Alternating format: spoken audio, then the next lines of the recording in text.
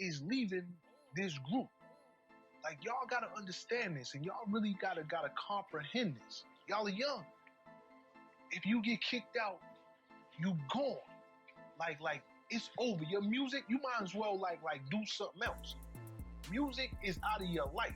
So if you think you running down to New Orleans and you gonna hop for some label down there, you going down to Miami, nobody's gonna go against Puff. For y'all, that's you from Philly. You gonna be that hot dude that's just down the block from New York that can't get a deal. You not doing no more reggae. You might do some small hole in the wall clubs, but in terms of you getting a deal, you done.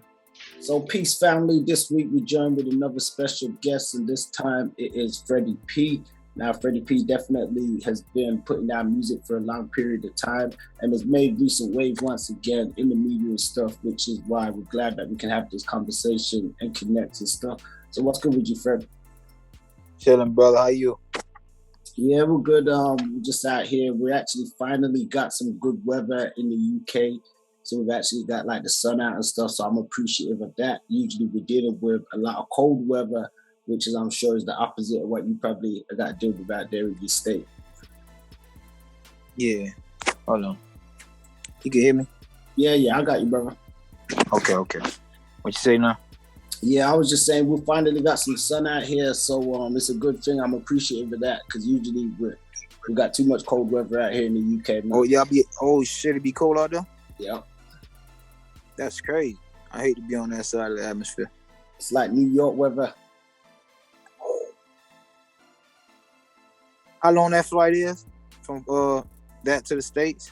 12, 13 hours. Nah, ain't that long. I mean, you could probably get there in about 6 to 8 hours, depending on where you fly to. Word?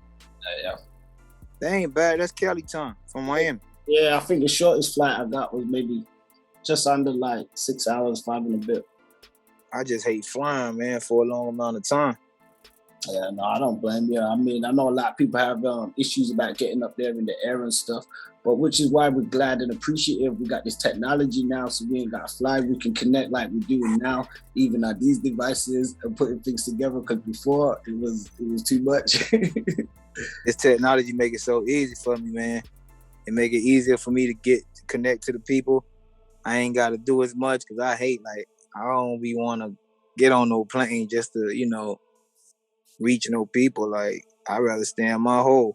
Yeah. No doubt, man. So, I mean, once again, I definitely want to big you up and salute you and stuff. And thank you for taking your time to even come and do this interview and stuff with us, without that online. The fans in the UK will definitely appreciate it, and worldwide. Before we kind of, I guess get into the conversation, can we get a bit of an introduction of how you started with the music and, I want to go back to like you coming up as a youngster. Who was some of your influences? What made you really start putting pen to paper? And why? I ain't even gonna lie. It was Tupac, Dear Mama. First song ever made me write. I was listening to it. We went through child services, so we had been snatched away from our moms. We were staying with our aunt. A few of us, and the rest of us was kind of, a little older.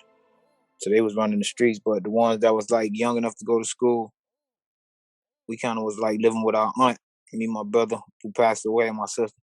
So, not my sister, and my brother Foot, and my sister was staying with my grandmother, but at that time, my mom was like, she wasn't no drug addict or nothing. She just had a lot of kids and, single parent. A lot of everyone else got different fathers. 7 of us, one of us, 2 of us passed away. But so we was just like a victim of the system. And my auntie was like a music lover. She worked corrections. She kind of went to the army. It was only like my mom, youngest sister, so she had her life together. She only had 2 kids, her husband, and they accepted us in their household as they family. When the HRS came to take us and split us apart, she stepped up and kept us together. And she used to just like listen to a lot of music, you know what I'm saying? So I used to when I heard Tupac, first she bought the what's the name of the song? Yeah. No, the Black of the Berry. It was Dear Mama. Sweet of the Juice. Yeah. So I was like, my comprehension, I was already an intelligent young nigga. So when I heard him saying, it feels good to put, he was like, it feel good to keep put money in your mailbox. Like when that whole Dear Mama song and Keep Your Head Up era and the Brenda Got a Baby era, it allowed me to see that you could actually bring life to a pen. And it made me fascinated with how. So I was already a poetry dude. I was already into words. I had to want to spell a beat in like the 7th grade. I was already into words. After that, before that, I was already into reading. Like I was reading before I even went to school. I was spelling before I even been inside a schoolhouse. And that's something my brothers and them couldn't, it was like, yo, this nigga here is smart. Like, my little brother smart. He ain't never been in school and he's spelling 7 and 8 words I never seen before. So it was like, when I heard Dear Mama, it was another challenge for me. It was like, yo, how can I bring a movie to a beat?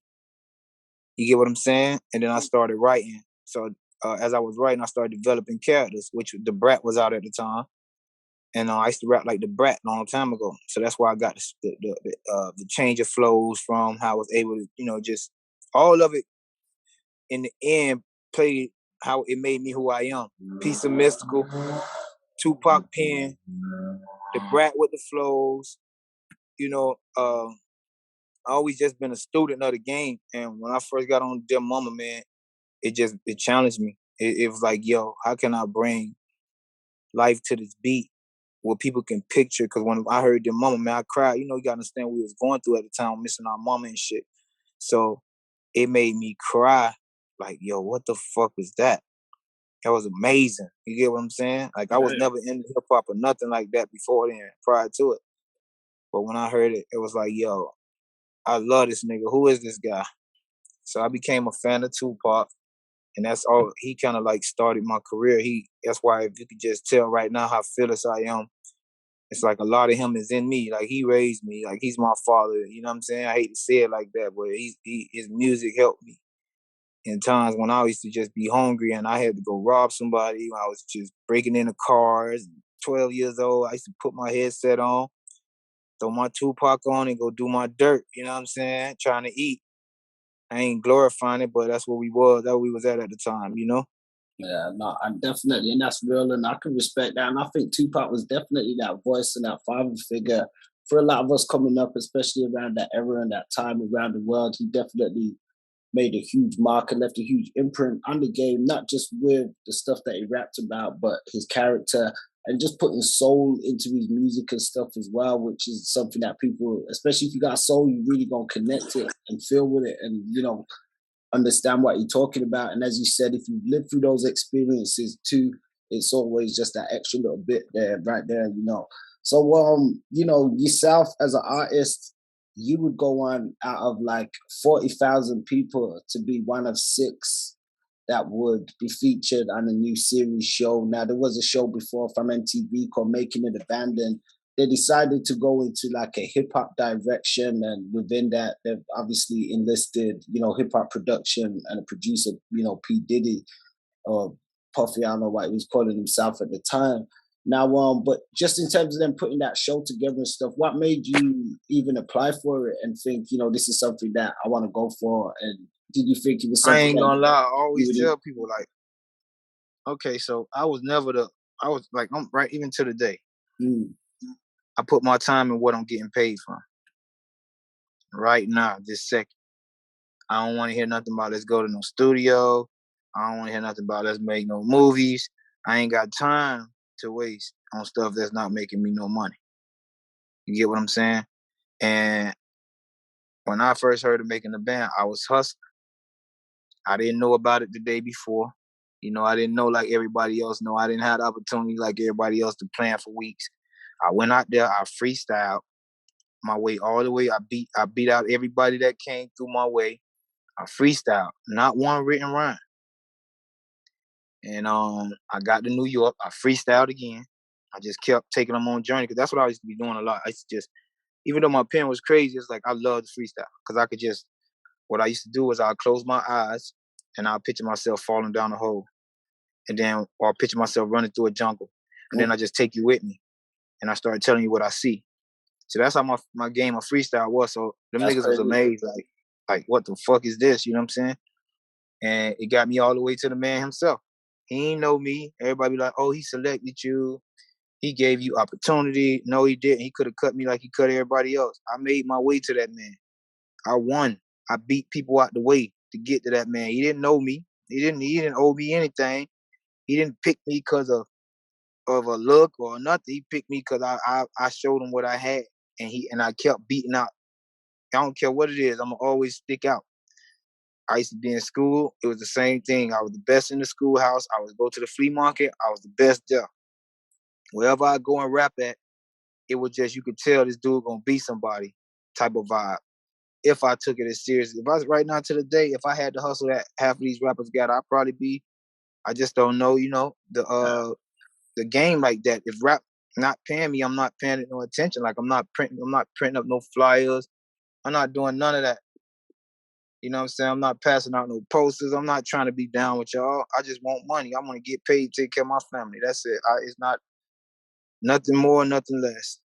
No, I think what you said there was a great point, because even when we look at the show, we say, that's beating out, over 40,000 other people to, and that's just the number that they recorded. We're sure there was probably even more people than that even made applications and stuff like that. But that's an accomplishment itself there. Now, that isn't something that we could say was manufactured. Your talent, as you said, you was the person that you was born as a child, from spelling bees, from doing poetry, from doing other stuff that was natural to you. Some people have like a natural spark or a natural shine or energy within them. Do you feel as though, I don't want to put words in your mouth, but within certain aspects, like within the industry, they try and take that from people that have that naturally and try and diminish that within you? I just made a post the other day, how they basically said, if you don't rock with us, it ain't nothing. You know what I'm saying? You'll never rap again. I seen that. And that's basically how the industry go. Like, some people feel like if you don't do it with them, then you won't be doing it at all. And my take is, I don't give a fuck. Like, God forgive me, but I sell dope. You know what I'm saying? I'm a hustle. I'm gonna always get some money out the streets. Ain't no weak nigga gonna eat and I can't eat. Because, you know what I'm saying? I'm really out here, and I apply pressure out here. As long as any other man can eat out here, I can eat out here. So that was always my mentality. So you gotta understand, when they was threatening me, it didn't mean nothing. It was like, I'm at the point where it's like, okay, we in the middle of the road. What we gonna do? You gonna cut me, or we gonna do business? Because I don't give a fuck either way. You get what I'm saying? And that's how I was feeling. I'm young. You get what I'm saying? I'm young at the time. Nothing never been handed to me. I never, at the time when nobody ever been signed for Miami. So to picture a deal coming out of Miami was far-fetched, ludicrous.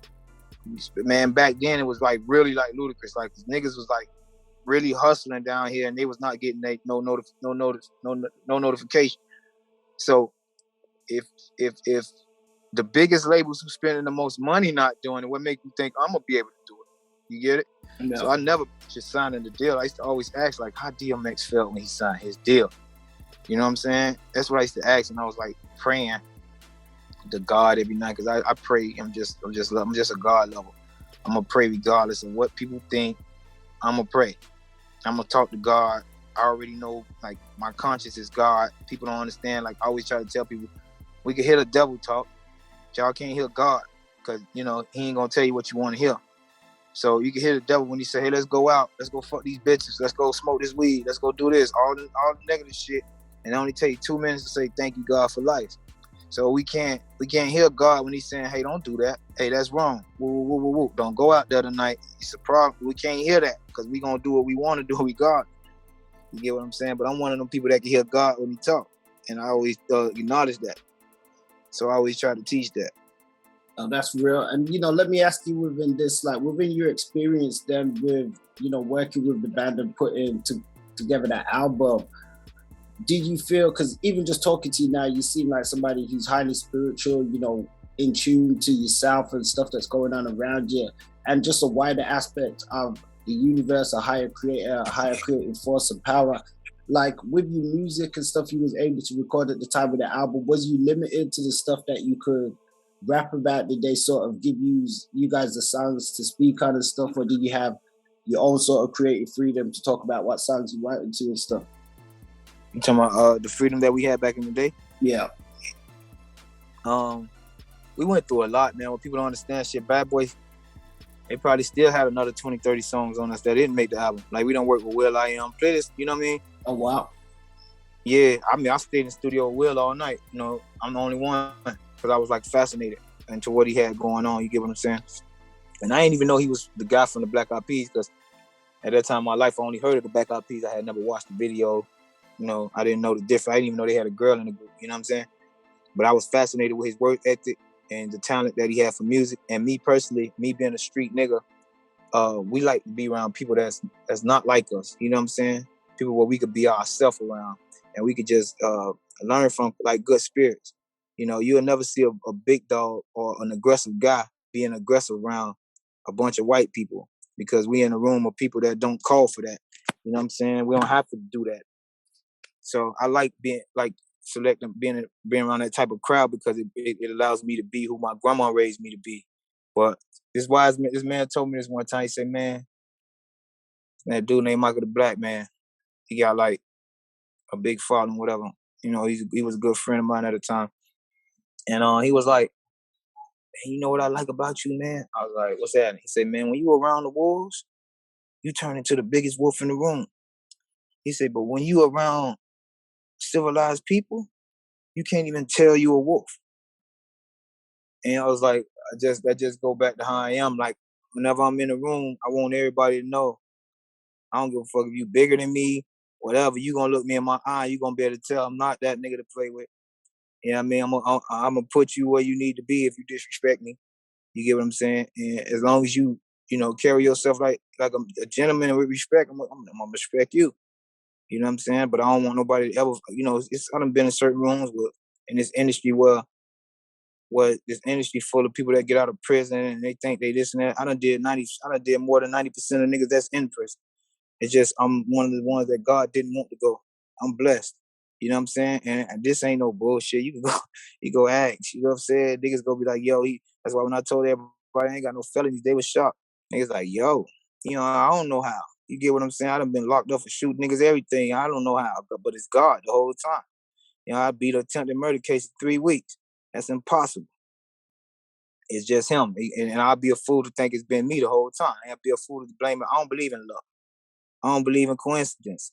I believe in blessings. Ain't no such. Don't never confuse blessings with good luck. Amen. Yeah, no, that's real, man. That's a real conversation and some gems right there.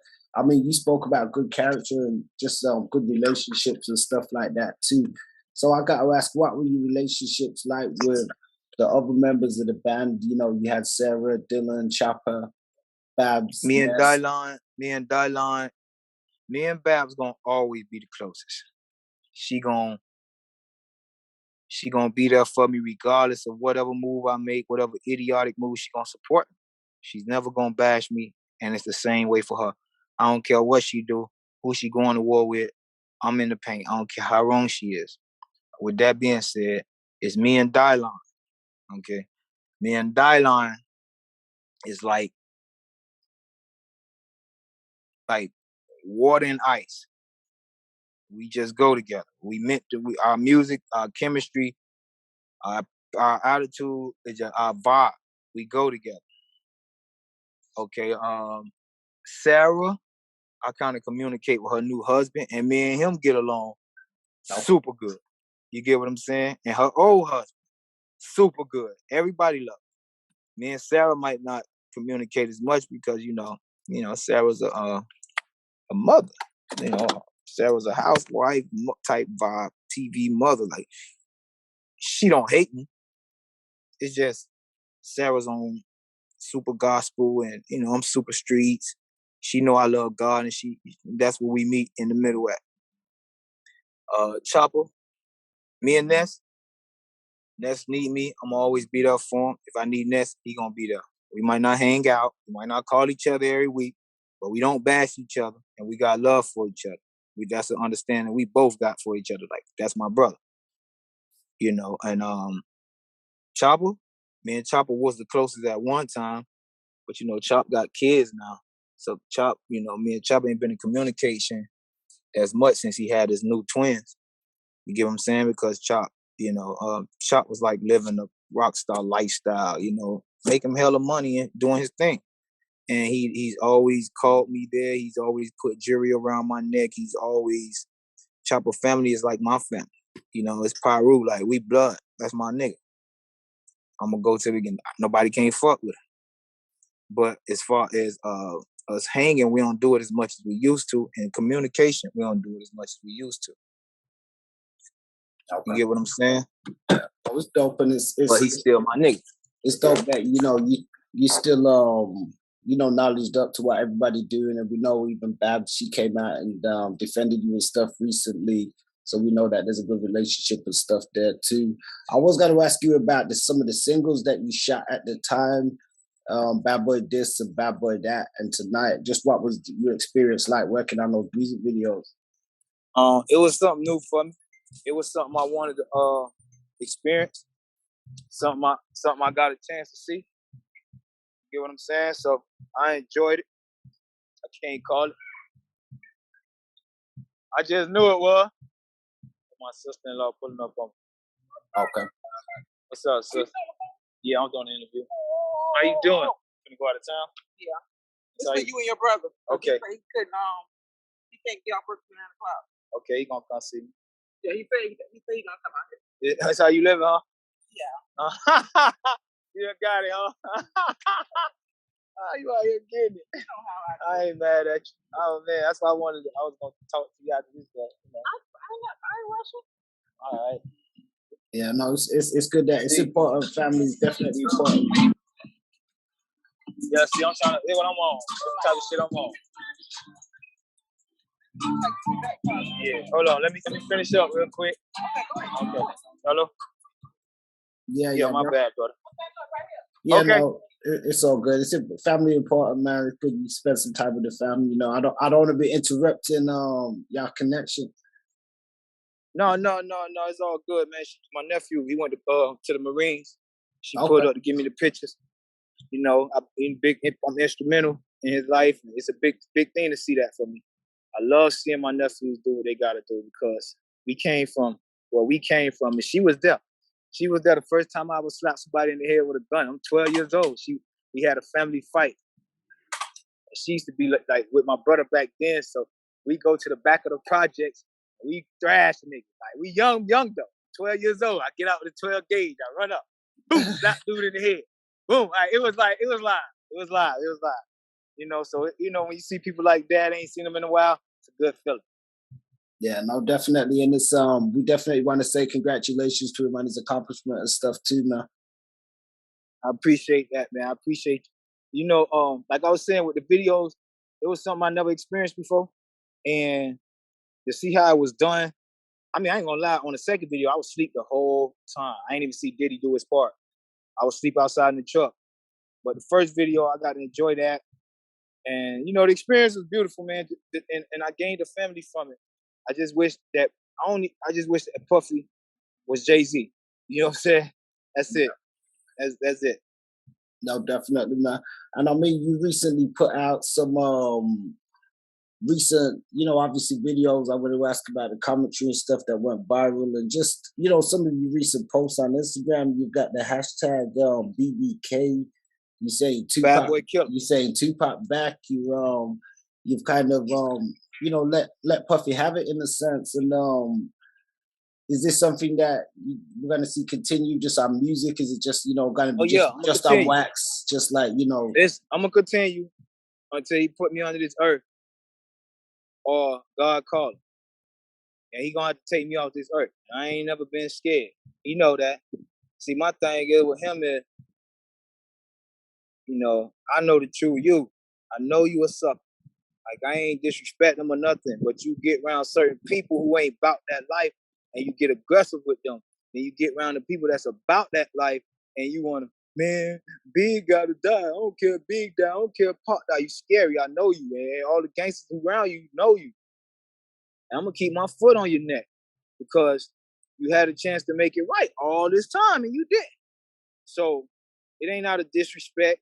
It's me doing God's work. You the devil. He wants you exposed. And I'm going to continue to expose you until you put me underground. And you can't even do it. You know how many niggas done had prices on my head? How many niggas wanted me dead over the years? I outlive all them niggas. You know what I'm saying? It's a reason. Cause when my enemy go left, I go right. When God want me to see him, I see him first all the time. You know what I'm saying? Cause I don't gotta hang in clubs. I don't do what these niggas do. I be in the parking lot with that stick. I don't move like everybody else move. I don't care about fun. I don't care about being liked. It's not my thing. You get what I'm saying? It's they thing. So they gotta worry. If it was ever a problem, they would have to worry about me. But yeah, it ain't like that. Like I'm not a contradiction because I don't believe in, taking out my brothers no more. But if I feel like you work for the devil, I'm a Templar. You know what I'm saying? I work for God. I'm one of God's soldiers. You know what I'm saying? And I may not do, because I just feel like this. Every man that ever came against me lost. The reason being, I never been on the offense. I always been on defense. And I don't know what you done did in your life. But when you come my way, God wants you gone. So maybe you rape old ladies. Maybe you rape kids. Maybe you've done things in your past. Maybe you evil. You just plain evil and you just don't understand God. But when you come my way, it's always been me being successful. So that goes back to me saying, damn, I done did more than niggas that's in prison. Even my big brother, he's a straight killer. He tell me like, bro, you blessed. You get what I'm saying? I ain't never half-step out here. I ain't half-step out here. I ain't like I don't supposed to be there. You get what I'm saying? If I didn't acknowledge God, sometimes when I do something to somebody, I pray for him. I like my same prayer. God forgive him for his sins, accept him into heaven, for we know not what he's done. You know what I'm saying? I don't pray for myself when I leave. I pray for the op. So it's just a different type of person. You know what I'm saying? I work for God, and I'm gonna continue to believe that because I love kids, I love women, and I love old people. They don't never see that side of me. They will never see that side of me. You get what I'm saying? But once you show me that side of you, if you swear you a demon, then I'm gonna show you every demon scared of angels. You get what I'm saying? Well, on that aspect, we even recently saw Mace, who, we also know was once a man of the cloth and stuff, but I believe he was a pastor at one point. But he recently came out with a song, and he had some stuff to say about Diddy, and it hasn't been the first time and stuff like that. And even with the initial statements and stuff that you made, now some people may have took it in the wrong way in some aspect, but you was, in a sense, I took it as showcasing even the disappointment that can happen within the industry where some of these guys are playing. There's a different side that people don't see, and I feel as though that a lot of the audience and a lot of the listeners and sometimes the fans don't understand that there's layers of things that they don't see, secret things that happen behind closed doors, and sometimes just things that can limit or inhibit the progress or success. I mean, you know what's crazy? And we're in a time we now. We didn't see it then. Okay. But now that the culture that we living in now, we see the exploitation. Exposed. We see the evilness, the demonicness that was behind a lot of it. So when you go back and you play a lot of the old stuff, to you it look like, yo, what the fuck that nigga was on? You get what I'm saying? Like, yo, that nigga was weird. At the time, we just kids looking for opportunity. We gonna run through a wall for our family. You get what I'm saying? People like, oh, you left. I'm like, yo, don't ever hit me about no 30-minute TV show that been edited. You get what I'm saying? Stuff that y'all don't even see. At one point, when I quit the show, they changed every beat I ever rapped on for the last couple episodes. They switched it into a techno beat just to make me sound like I was rapping off beats. Just because they was trying to kill, they were trying to kill what they had built. You get what I'm saying? But you couldn't kill it because people knew I was talented. They knew what was up. But like I said, they went out their way to make sure that, we ain't succeed. He signed Khaled for a reason. And Khaled put on everybody that's in Miami right now. Khaled the reason Ross out there. Khaled the reason Flo riding them out there. You get what I'm saying? Khaled got his deal for me. Only Khaled got all them doors open because Diddy wanted to shut me down. So you want to break that down? How did that deal come together with Khaled? How did you help that deal come together? I don't know. I put it like this. Niggas get wet when Diddy come around. I don't see them like that. Niggas get wet. Man. That's how niggas always been. Because Miami was a place that was hard to get a deal. You get what I'm saying? Still, since then, you don't really see big deals. Flo Rida, Pitbull, Ross, but nobody else really getting big deals. It's been like that. Only reason them doors opened then was because of me. You get what I'm saying? Yeah. And before me, it was none but Trick. You know what I'm saying? Trick was our God. Trick was Slip and Slide. Trick was a Miami label. But look, go back and do the math. Nobody ever got a deal outside of Miami but me. Ever. Before me, even with Pitt. Pitt was like in my studio. Pitt was in my studio session on camera in LTV when he was nobody, right? You get what I'm saying? Even though Pitt deserved everything he got. But Pitt always been humble. Pitt ain't like them niggas. Pitt don't be around them niggas. Pitt a different type of character. And Pitt be around some real Chicos. And Pitt always been 305 till he died, always about Miami, always came back, bought real estate inside of Miami, like do what he got to do for the community. So he always gonna get but I'm speaking on us getting deals. When it came time for us to get deals, I opened that door. I showed people that Miami music wasn't Uncle Luke music, and it wasn't no take it to the house and you don't know damn nigga. You know what I'm saying? They like, yo, what the fuck? Miami got real rap down there, real gangsters down there. We need to hear what the fuck they talk about. So they opened up the door. And once they gave Khaled the deal, Khaled allowed everybody who's been running around with posters for years to get in the door because they always been best friends. Khaled, Flow Rider owner, the owner of their label, Po Boy, all of them, they been best friends. Briscoe even got his deal. All of them been best friends for years. I've been in the studio with them niggas, going up, see them niggas. They was always the niggas, the big niggas in the city, but they was the biggest local artists in the city. You know what I'm saying? They never crossed over until I got my deal. So you have opened that door. I walked past a lot of them niggas coming down for making it the band when they didn't make it, and I did. Yeah. You get what I'm saying? I saw them. So, I know you kind of mentioned that you feel as though some of them didn't really send that ladder back down. I know you don't take it necessarily in a bad way. Do you feel as though that's just an industry thing, that their hands are tied by the industry? But nigga opened doors for you. They should still do it. You seen what he said on my last video. Yeah. Nobody's going to go against Puff for you. You get what I'm saying? But everybody started looking after me. They wanted another me so bad. You know what I mean? They found Ross, which I already knew Ricky was hot. Ricky was hot, but Ricky was stuck on Slip and Slide writing for Trina. They ain't Slip and Slide wouldn't even give him a chance. What the fuck y'all talking about? Like he was, you know what I mean? Come on, man. He didn't even get that respect in his own label tied to me. So, it's just the facts is the facts. And niggas don't like facts, but they ain't gonna, niggas ain't gonna do nothing to me. But one thing about me, man, my family really in this shit. I'm not a mama's nigga, I'm a Polak. You know what I'm saying? My daddy, my whole family really from Broward County. You liable to get hurt asking, what's up with that nigga Freddy P? When I see him, nigga gonna shoot you. Now there's no nigga that done got shot for that before. So I'm really from this. I really went to every school down here. I really, you know what I'm saying? They trying to find another me. You can't replace me. A lot of them niggas not safe in the city. When I came back to the city, on TV, I was walking around the city in the most dangerous spots because that's where I was from. I didn't know no better. When I got off the plane, I didn't get dropped off home. I got dropped off to the trap and went right where I was when I started making the band. Like, yo, watch the back door. Burger King, we used to call the police Burger King. Coming in the back, we had on. Niggas like, yo, what the fuck is wrong with you? You on TV. I'm like, man, fuck that TV shit. Let's get this money. You get what I'm saying? Nah. My nigga say, yo, you can't be out here like that no more. Your face too. You know what I'm saying? Like, yo, a bit different. And I started to understand, yo, okay, this is what I need to be doing. Yeah. Well, with that being said, like years later and stuff now, what advice would you give to like young artists or young people maybe, wanting to explore the terrain of the music industry? And keep the parasites around. You know what I'm saying? And parasites mean if them niggas ain't got no talent, don't let them niggas put no money behind. You get what I'm saying? That's what I mean by that is niggas like Diddy, Khaled. And Khaled a good soul. I can't even knock Khaled, but he's a parasite too. And niggas ain't got no talent, but the gate opens. They want to walk you to a deal and, you know what I'm saying? Make it on your own, man. You'll get paid. You'll get there eventually. But just stay away from the gatekeepers. Diddy's and everybody who ain't got no talent. Now, Rick Ross, he got a talent. He deserved what he got. He worked for what he got. That nigga can write. That nigga, he really can rap. Yeah. Them niggas can't rap. They can't dance. All they do is exploit people like us. Get on our back and try to make millions because they can shake the right hands or make the right phone calls. Niggas like that don't deserve to be rich to me. You know what I'm saying? Why is y'all richer than the artists? Why y'all richer than the Ace Hood? You know what I'm saying? The niggas that y'all make that, you know what I'm saying? Yeah, even with Khaled, like I'm disappointed in him because he know. You know what I'm saying? The gangsters I used to be around, you know what I'm saying?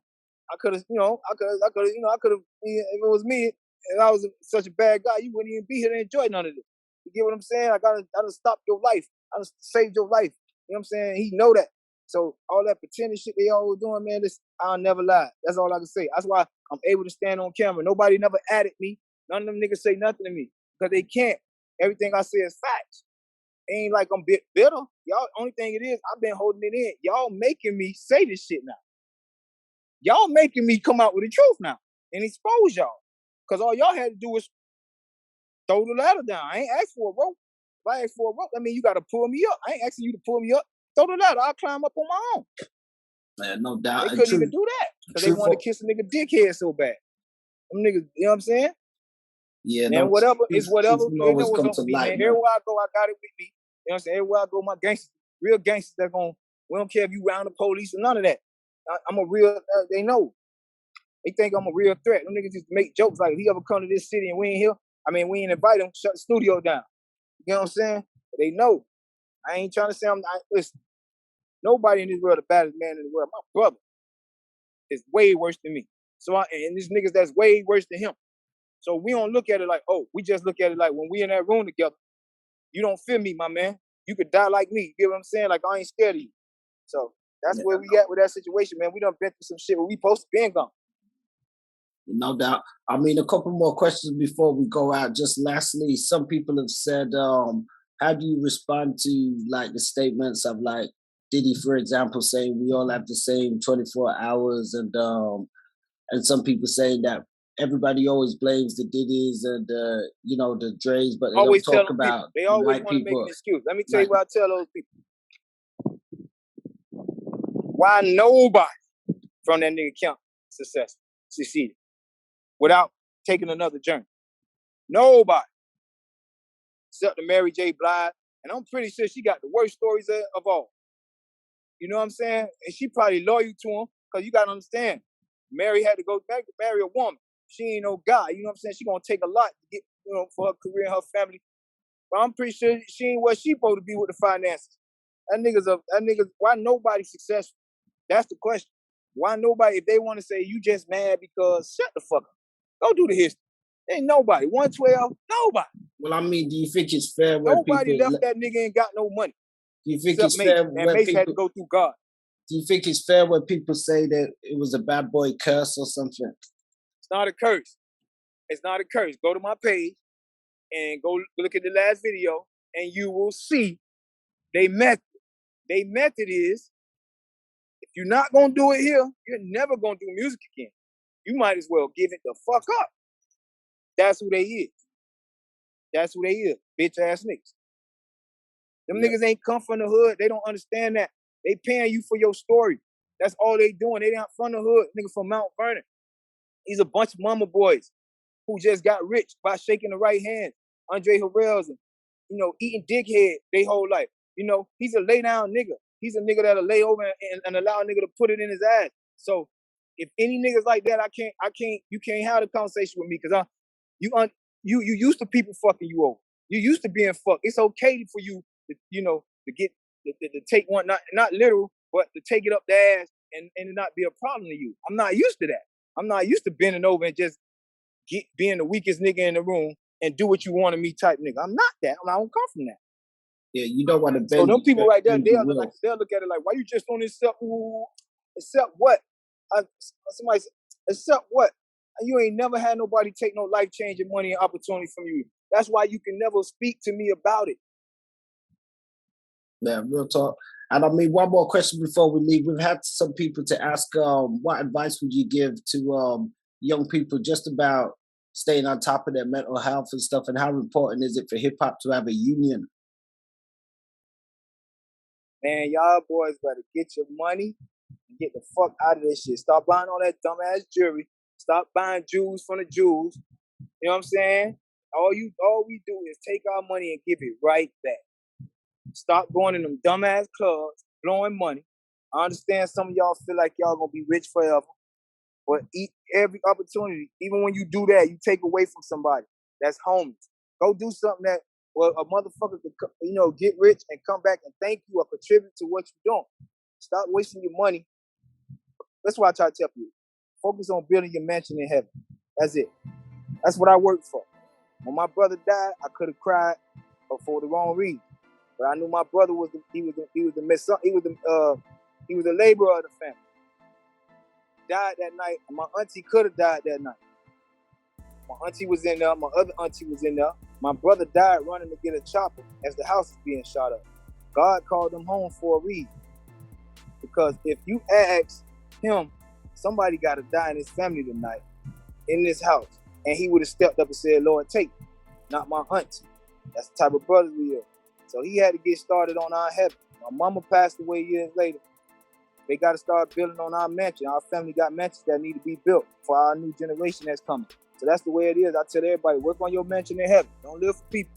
Work on your mansion in heaven. And the only way you can do that is help others.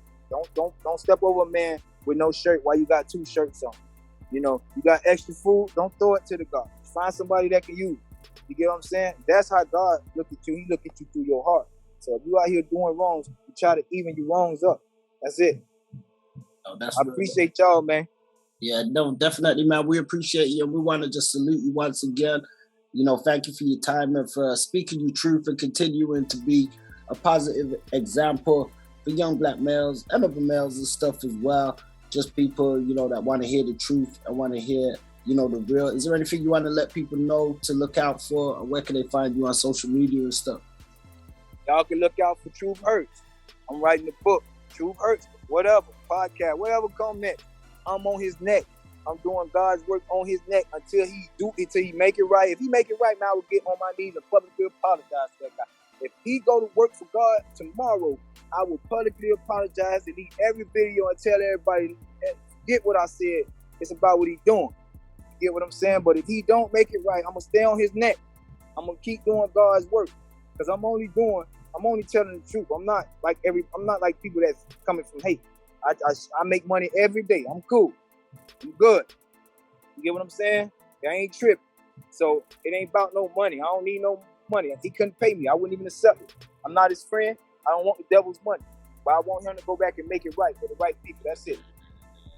No doubt, man. Well, we appreciate you. And for the family over here at BoutTheOnline.com, we definitely send our salutes and stuff and keep us in the loop. And we'll definitely keep everybody updated with the new projects and stuff. And, you know, now that we're connected, we're going to stay connected. We ain't just, you know, trying to connect about drama and stuff. We want to hear from you. So we're glad that you was able to, you know, speak your truth and let the people know what's really happening. I appreciate you, brother. I appreciate y'all for having me. Y'all go to my page on Freddy P. Subscribe to my YouTube. Keep up with the music. I'm about to drop that. Hit him up too. Yeah, I got something for his ass. I'm gonna keep pressing. I don't want no money from him. I'm on his ass though. I want him to know I'm on his ass. I want the whole London to come support him. It's a war going on. David versus Goliath. Y'all, you know what I'm saying? I might lose my life for this shit, but it's something I'm gonna do for my people. It's something I'm gonna do. Make sure I go so people can know he's not who y'all think he is. And don't, for the next generation to know, watch out for the next Puff Daddy. I want y'all.